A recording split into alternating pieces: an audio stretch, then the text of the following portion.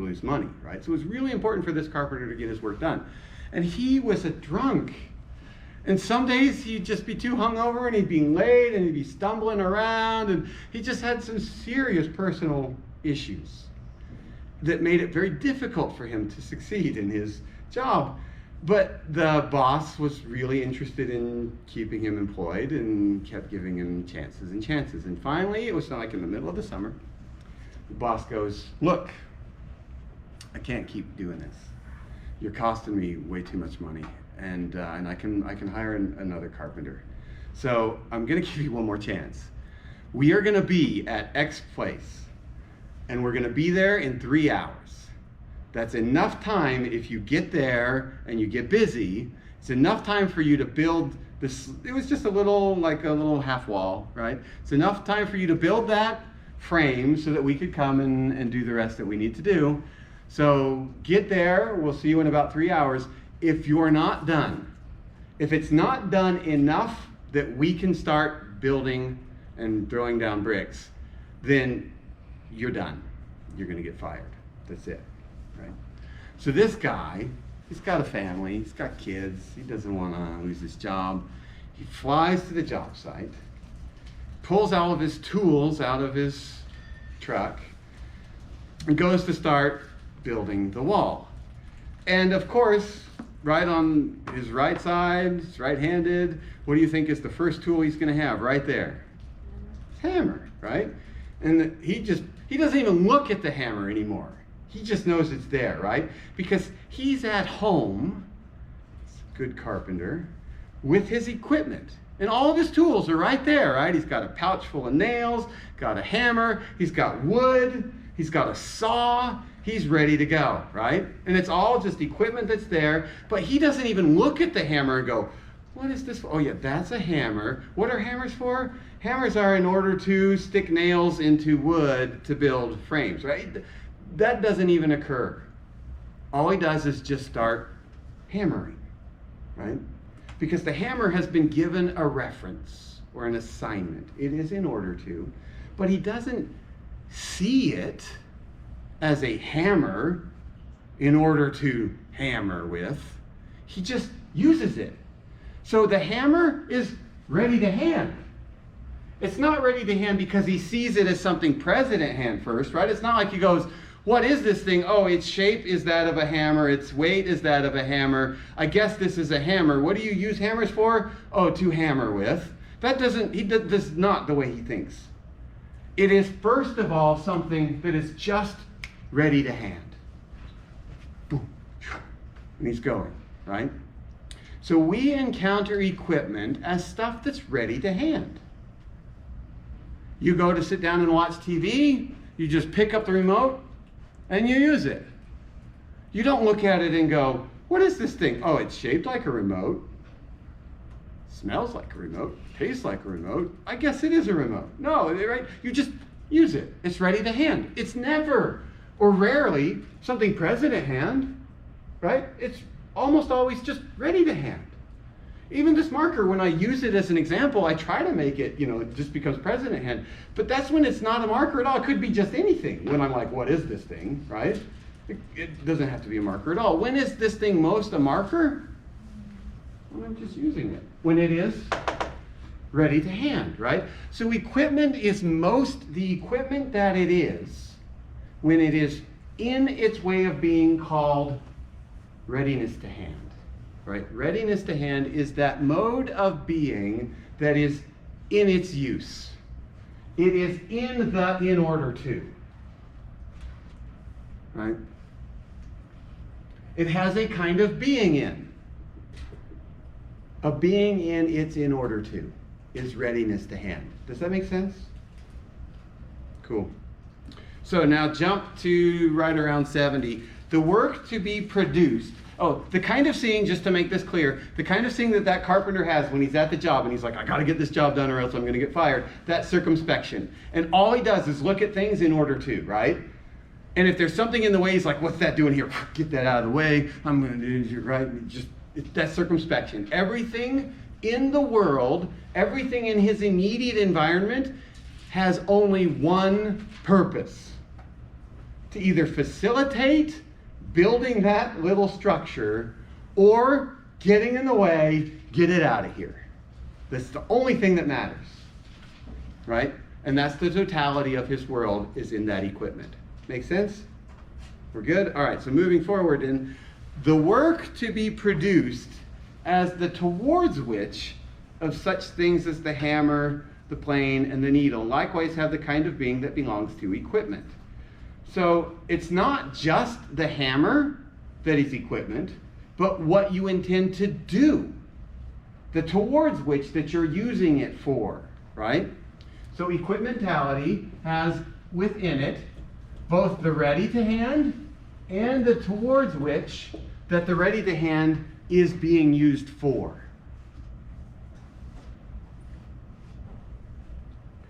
He gives us an example. The shoe, which is to be produced, is for wearing, right? So a cobbler who's a shoemaker, right? He doesn't just take leather and think, oh, what are you going to do with this? I'm going to make a shoe. But he also has in mind when he's making a shoe that the shoe is going to be worn. It's going to be used by someone. It's going to be worn by somebody. You don't just make shoes randomly. You make shoes in order to wear them, or for a towards which for them to wear. The clock is manufactured for telling time, right? The work which we chiefly encounter in our concernful dealings, the work that is to be found when one is at work on something, has a usability which belongs to it essentially. In this usability, it lets us encounter already the towards which, for which it is usable. Does that make sense? Do I need to explain that? I'll unpack it just a little bit, all right? So, everything that we use has a towards which, and I'm going to use what you're doing now. You have a pen. This is equipment for taking notes. The taking notes is for getting a good grade, right? You don't just take notes for the sake of taking notes. Why are you taking notes? Just to take notes. It doesn't make any sense, right? You take notes in order to. There's a further, towards which is the word for that, further in order to, right? So there's the simple in order to, which is the equipment is being used as something ready to hand, writing notes, towards which getting understanding, towards which improving memory, towards which getting an A, right? So in every assignment of a piece of equipment, there is a totality of equipment that's already encountered, it's already there, you already see it, and it has within that totality the towards which isn't yet there, but that you're working to bring about. That A that you want to get isn't here with you. That's what all of these things are here for. It's towards which that. Does that make sense? Right? So it has a usability. Equipment is only usable for its towards which. That's the way Heidegger would say that, right? A work that someone has ordered is only by reason of its use in the assignment context of entities which is discovered in using it. But the work to be produced is not merely usable for something. The production itself is a using of something for something, right? Okay, then he talks about how we even encounter nature in equipment, because hammer and things like that refer back to the steel and the iron and the wood that they came from, and those we know have to do with other things.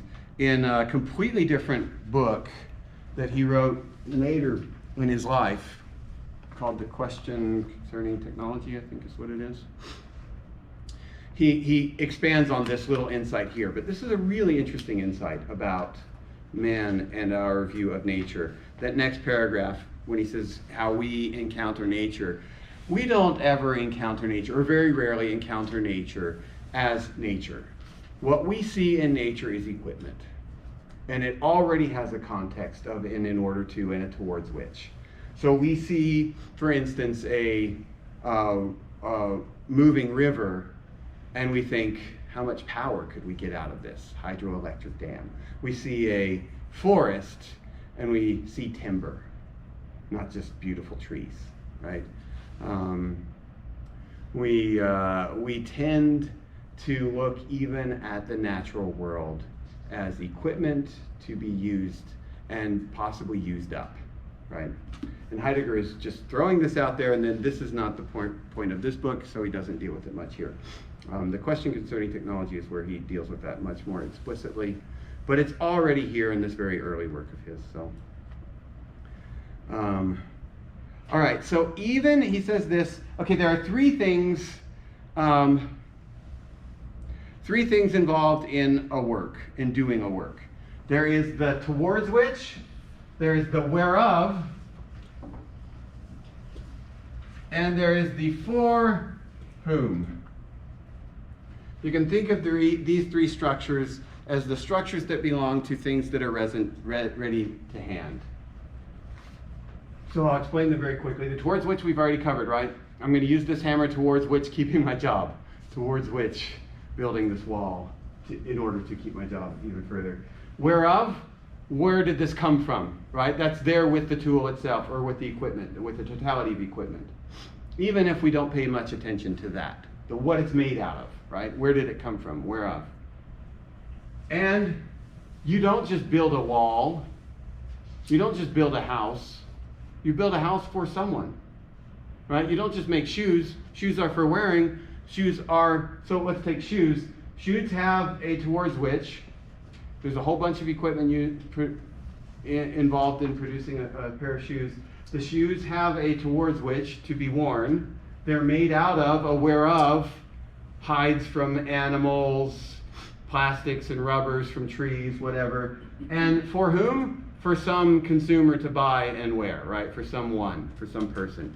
Even in the mass-produced world of goods, where it's just a factory making out 5,000 size 10, Jumpman 23 shoes, whatever, right? Even in that generic world, there's still a for whom. It's just now an average person. Whereas custom-made goods, you can see this more readily. A custom-made good is for that one right there, for that person, right? Like Kobe Bryant, oh, he's dead now. Let's use LeBron James.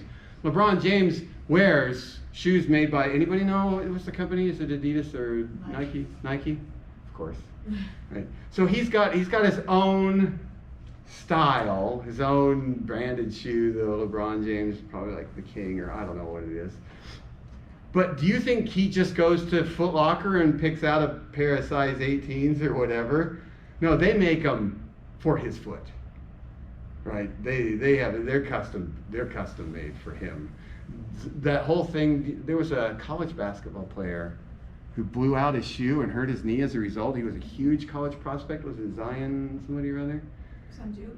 Yeah, he was on Duke, and Nike got all kinds of crap for it and I guarantee you from that day on, that kid got his own shoe. They made it just for him. There's no way they're going to let that happen again, right? That was bad publicity for Nike for sure. And it could have cost them tons if they gave him the shoe and Zion got damaged as a result of it. It serious liability there. Okay, but all things have this, even when they're generic goods. They're just made for the average person now, right? Most of us wear clothes that are made for an average person, not for us personally, right? Bought at Walmart, or Costco, or Target, or I don't know, wherever you buy clothes. Goodwill. Anyways. Okay, so those are the three elements of the readiness to hand. All right, jump to page 101.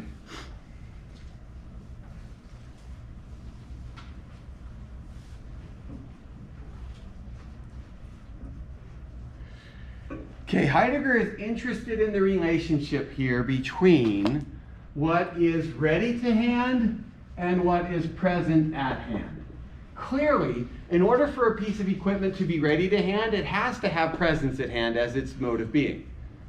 You can't make something ready to hand that isn't at least conceivably present at hand. But he's really clear to show that what we see is circumspection first. We take in our environment as a totality, And then we walk backwards towards the present at hand by going through the ready to hand. And what happens is we take the world as something in order to, and the ultimate referent of that in order to is our own being, our destiny. What am I going to be? This world has to contribute in some way that I'm in right now. It is in order to, for some assignment that I've given myself, a possibility I want to be, right? And now everything in the environment becomes something I see as equipment in order to achieve what assignment I have given to myself as a possibility for me to be. And therefore, what I run into is what is ready to hand to accomplish my in order to's, right? But sometimes, things that we encounter as ready to hand don't work like they're supposed to. It gets broken down in some way. Now remember, what we're after here is an understanding of the world. And what Heidegger is pointing out is equipment is not the world. Don't get deceived into thinking that the world is just all this equipment and equipmentality and circumspection. That is not the world. It is on the basis of the world that equipment can be equipment. So if we look at equipment as the appearance or the seeming, the phenomenon of the world might be lurking behind that. So the only way that we're going to get past seeing equipmentality and circumspection and the totality of equipment in the world around us is when it breaks down. Suddenly we find ourselves just looking at things, and that's when we're in the world. As the world. We're always in the world. We just aren't always aware of it. It's usually the farthest thing away from us. We're not aware of our being in the world. But when equipment breaks down and the readiness to hand becomes something present at hand, then something like the world pops through in the cracks. And if you pay attention to that breakdown, you can gain insight into what the world is. It's starting